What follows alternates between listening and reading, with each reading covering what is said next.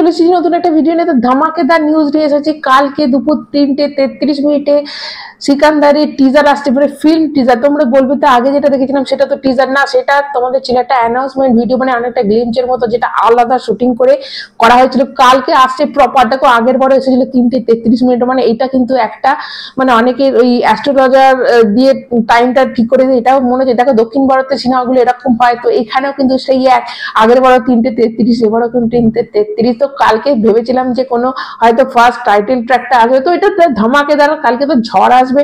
দেখো যে পোস্টারটা ছিল, সেই পোস্টারটাও প্রথমের ওই অ্যানাউন্সমেন্ট ভিডিও থেকেই নেওয়া, তো সেটা কোথাও একটা মানুষের মনে ভালো ঠিক জমেনি। এবং যখন গ্লিমসটা অবশ্যই দেখো, এই পোস্টারটা আসার পর কিন্তু বুক মাই শোতে 1 লাখের উপর মানে 1,40,000-30,000 মতো 20-30,000 মতো হয়ে গেছে এর ইন্টারেস্ট। কারণ তোমরা বুঝতে পারছো একটা পোস্টারে যদি ওরকম হয়, তাও পোস্টারটা খুব একটা ভালো হয়নি। টিজারটার পরে কিন্তু হাইপটা প্রচন্ড বেড়ে গেছে, তারপর পোস্টারের পর আরো বাড়লো। এবং কালকে ধামাকা আসবে।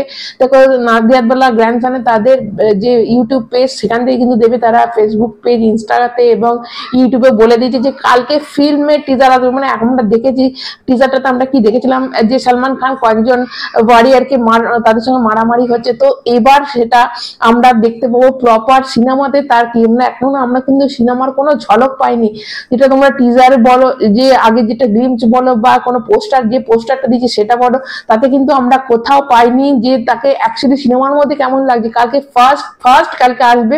তো তোমরা কতটা এক্সাইটেড অবশ্যই কমেন্ট করে জানাবে। যারা সালমান খানের ফ্যান প্লিজ এটা কিন্তু লাইক করবে, চ্যানেলটা সাবস্ক্রাইব করবে। কালকে 3:30 ঝড় আসবে, সুনামি আসবে, সবাই রেডি থাকবে।